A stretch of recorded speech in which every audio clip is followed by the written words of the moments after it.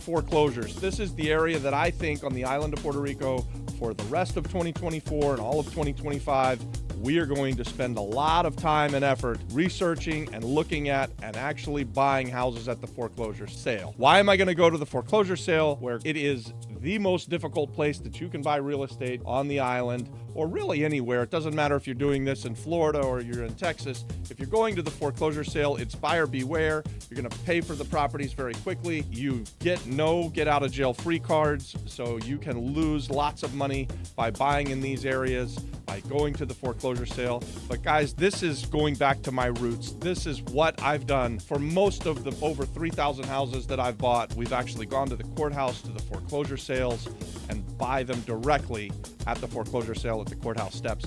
Now on the island of Puerto Rico, it's very similar to what we were doing 10 or 15 years ago in Orlando, Florida, and actually all over the state of Florida, where we show up at the courthouse, we stand there with a bunch of other people who are bidding on a property. The representative of the bank comes in and they're going to show you the number that they're going to go to, and it's a really great place to buy. You can get some tremendous deals, and all you have to do is show up and want it enough, do all of your research, and then pay more than the guy who's standing next to you. If you do that, you're going to win the properties. I like this kind of atmosphere. I thrive in this, what we call chaos investing. I think this is like ultra chaos for me. We've done it a few times already on the island. We've had some success. I think there are going to be some really good deals coming up for the rest of the year and going into next year. And why is that? There was a moratorium on foreclosures for most of the last several years. So there was a moratorium after the big storm, Hurricane Maria, and then they just started to foreclose on properties again, and then you had the big flu, the COVID. After COVID, there was another government-placed moratorium on foreclosures. So there's a backlog on the island of Puerto Rico of foreclosures, and we're starting to see them come through. So I'm recently back to the island. In fact, this is my first day back. I was gone for most of the month of August. I'll be in town for all of September, most of October, and during that time, we're going to try and buy some properties at the foreclosure sale, really all across the island. So we've got a spreadsheet that we've started to put on the properties. We know where the bank is going to go to, what their first bid is, what their second bid is, and what the third bid is. And we're comping out properties. We're going to look at them. We're determining what it is going to cost to renovate these properties.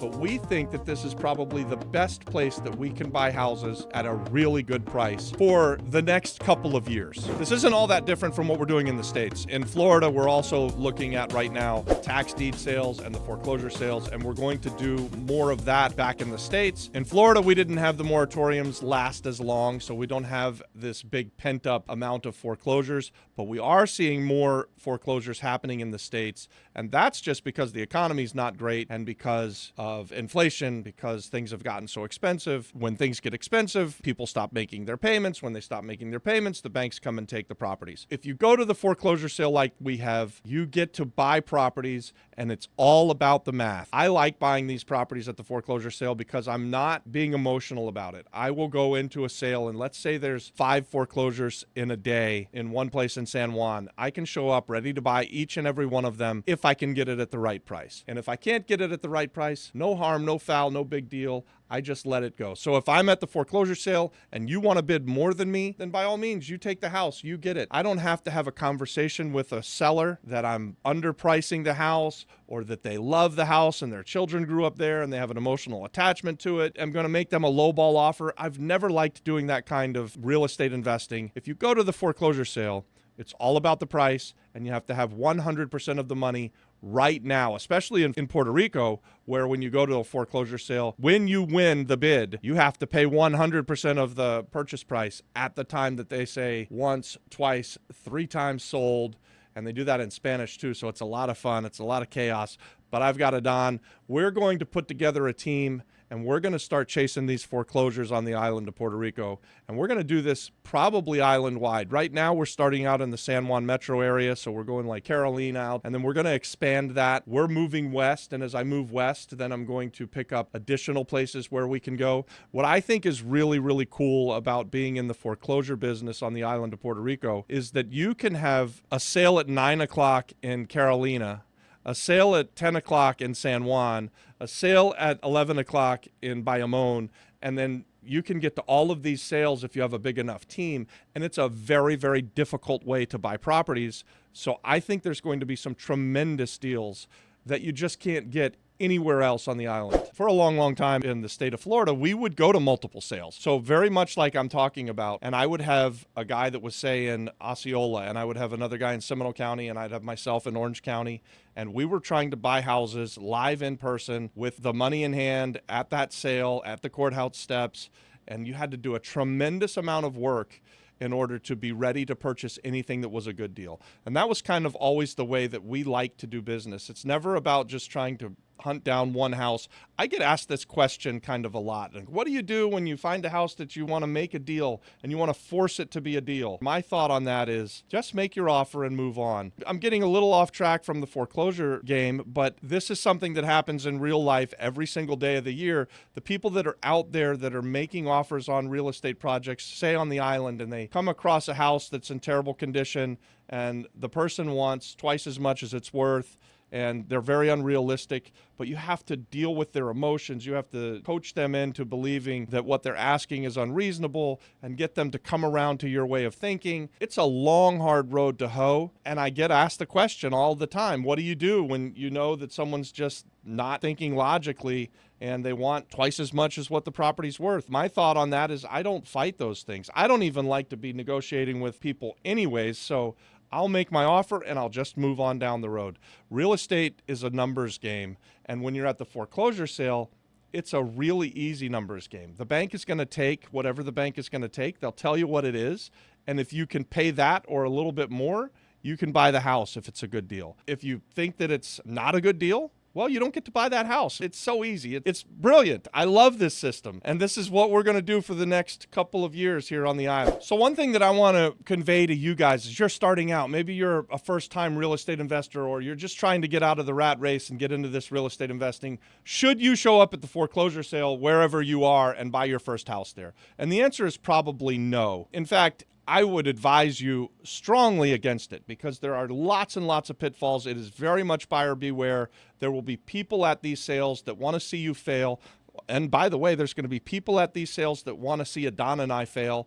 And so we have to do a tremendous amount of due diligence to be able to be there and safely buy something. And we're going to do all of that due diligence on every property that we see that we like that's going through the sale. And the vast majority of them we're not going to be able to buy. So we're going to lose probably 90% of our efforts just because the prices are going to be too high, the bank's going to want too much, or the person standing next to me is going to want the house more than I do, and they're going to be willing to pay more. However, you, as a new real estate investor, ought to be looking at the foreclosure sales because up until the day that it goes to the courthouse, the property is still owned by a person, and they're in trouble. They're motivated. And if you can go and find those motivated sellers, this is a free list of distressed properties and distressed sellers where you can make a lot of money. Now, I say that I don't like to deal with people who are in foreclosure or even buy houses from people. And generally speaking, that's true. However, it is definitely something that I've done and that I will continue to do. We still make offers to people who are in trouble. I still say all the time, the bigger problem that you solve, the more money you're going to make as a real estate investor. And when someone's about to lose their house tomorrow at the foreclosure sale, if you can come in and buy it from them and give them a certain amount of money so that they know that they're going to have some money to land on their feet and move on to their next house rather than be wiped out by the bank and take the chance that they get absolutely nothing. These lists are free. And they are everywhere. They're everywhere on the island. You can find them in the actual courthouses. You can go in there and find them there. Adon uses edictossubastas.com, and they list most of what's going through the foreclosure sale. I would not say that they're 100%. If you're only using the Edictos site, you're probably missing out on some stuff. You'll most likely miss maybe a fraction of what's going through, but some of those can be really good deals. But anyways, there's enough of it there that you can go and find the sellers. And if you can find the sellers before the bank forecloses on it, you can deal directly with the seller. So it's a free list of distressed sellers and distressed properties that you can buy, and you could then fix up, get them back to their highest and best use, and make some money on them. So guys, if you use this list to go and find these distressed houses and these distressed sellers, and you run through doing the work of comping them out and looking at the properties, actually physically putting your eyes on them and trying to determine what it's going to take to renovate that property so you can get it up to its highest and best use, this is a great practice for any real estate investor to get into.